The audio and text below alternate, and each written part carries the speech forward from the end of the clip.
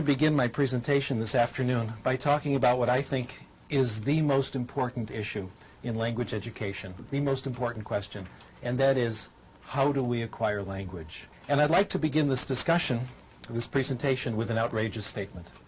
In my opinion, we all acquire language the same way. The reason this is an outrageous thing to say is that these days in education, we're living in an age of individual variation. We're very concerned about how our students are different, not how our students are the same.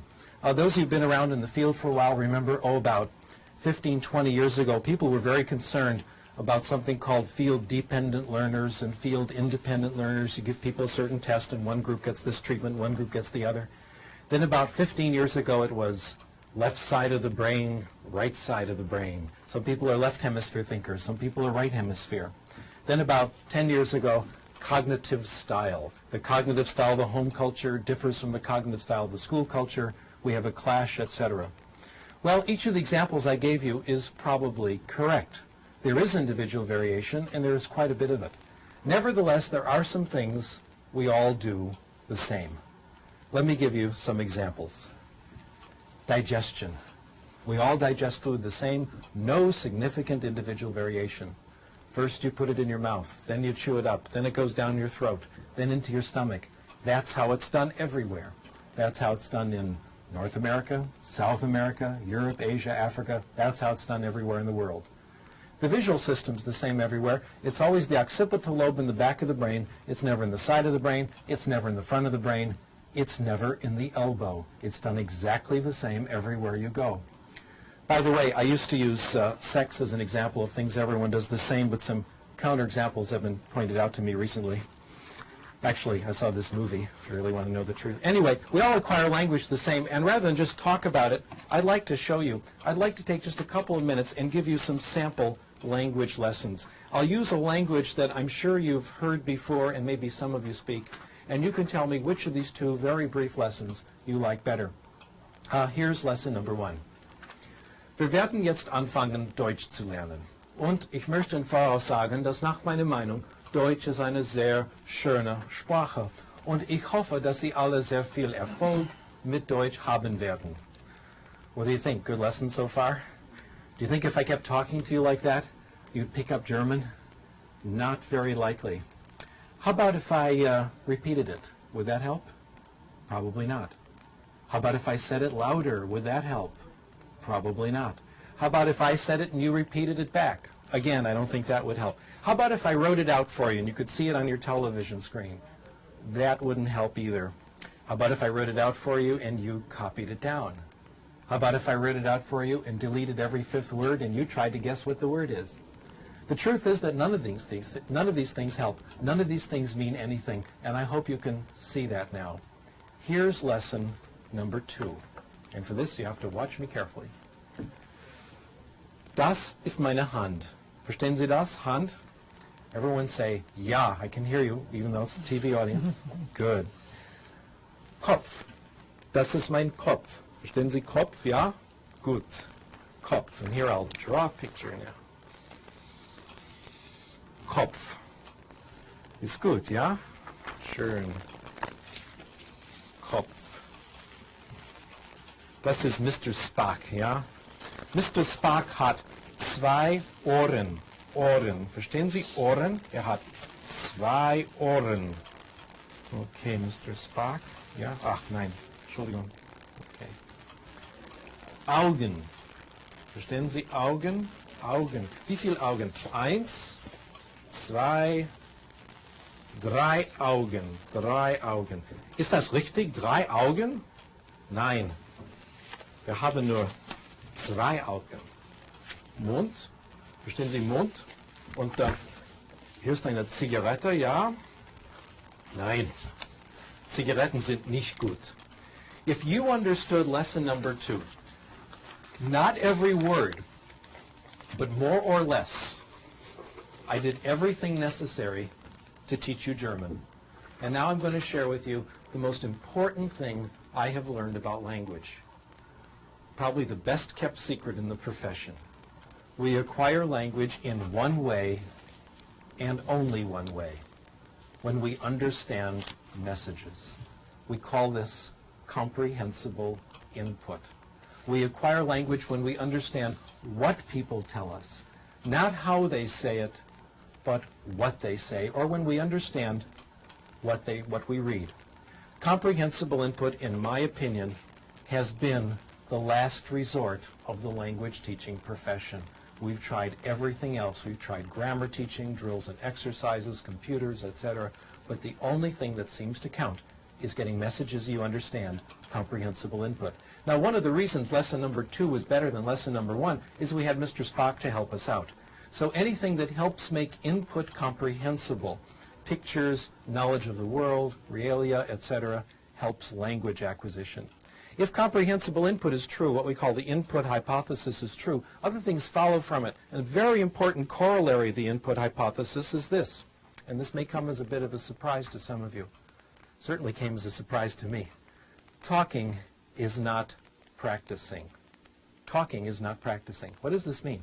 It means if you want to improve your Spanish, it will not help you to speak Spanish out loud in the car as you drive to work in the morning. It will not help you to go to the bathroom, close the door, and speak Spanish to the mirror. I used to think those things help. Now I think they don't. On the other hand, if we were a German class and we could hang together for a couple of weeks, say an hour a day of German, and I could keep the input light and lively, as in the second example, you'd start to acquire German. It would come on its own. And eventually, you'd start to talk. Your speaking ability would emerge gradually. Now, we have a lot of evidence that this is true, and the evidence is in the professional literature, in books, in journal papers, etc. And if you're an insomniac, you're welcome to look at all that. But rather than go through that, I'd like instead to tell you a story that illustrates the same point. I've used this story for a long time, so those of you who've heard it before, I've been using this for about 15 years, and the reason stay with it is that it makes the point very well, and I've discovered it's just about a universal experience. What has happened to me has certainly happened to you. And bear in mind, if you've heard it before and you're tired of hearing it, think how I feel. My experience took place in 1974 when I was briefly living in exile from California, working at the City University of New York at Queens College as director of English as a second language. And like everyone else in New York, we lived in a big apartment building. And the apartment next door to us was owned by a Japanese company. And every year, there'd be a new family in the apartment. And every year, there were the children who couldn't speak English. And there I was, director of English as a second language. I will teach English to these children and brag about it to my friends. So I remember going up to the little girl next door. She was 4 years old. Her name was Itomi. And I didn't know about this material on language acquisition then. Nobody did. And I thought then the way you get people to acquire language is you get them to practice talking. So I tried to get her to talk. I'd say, Itomi, talk to me. Say good morning. Say hi. No response. Well, clearly I decided I've got to make this more concrete. Itomi, say ball. No response. Well, obviously I've got to break it down into its component parts. Let's work on initial consonants. Say buh. Look at my lips. Again, no response. There's a theory going around then that a lot of people still believe that children don't really want to acquire language. You have to kind of force it out of them. So I tried that. I won't give you the ball until you say ball. That didn't work either. No matter what I said, Itomi wouldn't speak. She didn't say anything the first week. She didn't say anything the second week, the first month, the second month, 5 months until she started to speak. Actually, that's not entirely true. Children during this stage do pick up certain expressions from the other children in the neighborhood. It's not real language. They understand approximately what they mean. It's not real language. They have a rough idea what it means. They use it in roughly appropriate situations. Things like, leave me alone, get out of here. In fact, one child I knew, the only thing he could say was, I kick your ass, said it everywhere. Wasn't quite sure what it meant. After about 5 months, Itomi started to speak. And several things were interesting about her language. First, it looked a lot like first language acquisition, the same process our children went through. 1 word, 2 words, gradually getting more complicated. Second, it came quickly.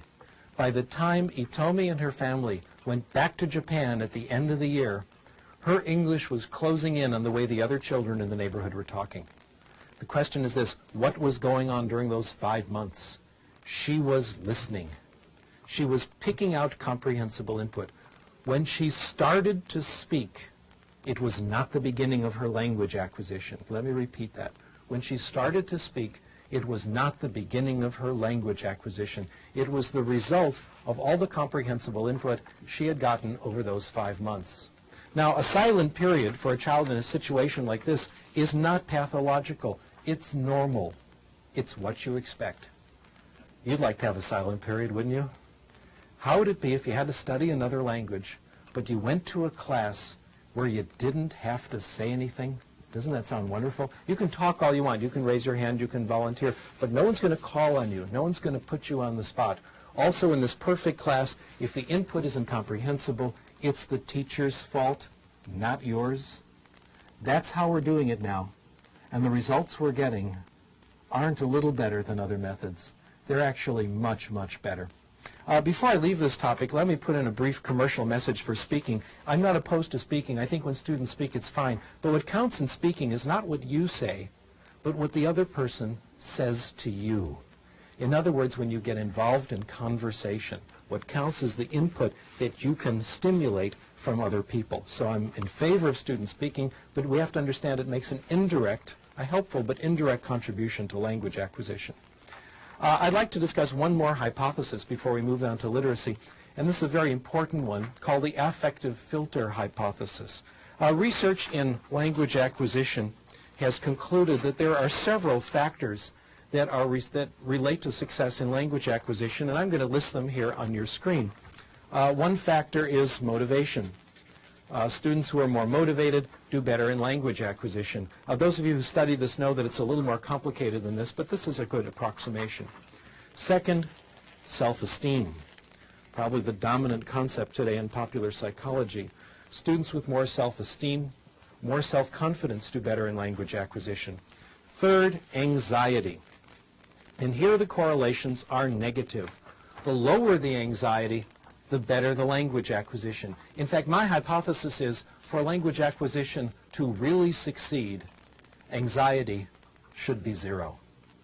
This has happened to you. Have you ever been in a situation, speaking a language that you may not speak very well, when the conversation gets so interesting, you temporarily forget that you're using another language? If this is happening to you, that's when you're acquiring. When your focus is completely on the message, what the other person is saying, and your anxiety is temporarily gone. By the way, as an important footnote to this, I guess today we say sidebar, as a sidebar to all this, I'm not sure that 0 anxiety is right for everything. I'm sure it's good for a lot of things, but I'm not quite sure how far to push this. Speaking to you as a college teacher, speaking to you as a parent, I'm not all that free and easy. I think there are certain things in school children absolutely must learn. I think my students at the University of Southern California should suffer. We have hard classes, tough requirements. You don't do the work, you're out. I finally learned what they tried to teach us in educational psychology. The amount of drive or anxiety necessary to accomplish a task depends on the task. Sometimes we call facilitative anxiety is okay. I don't believe in torture, but sometimes a little anxiety is okay. Language acquisition, though, is different.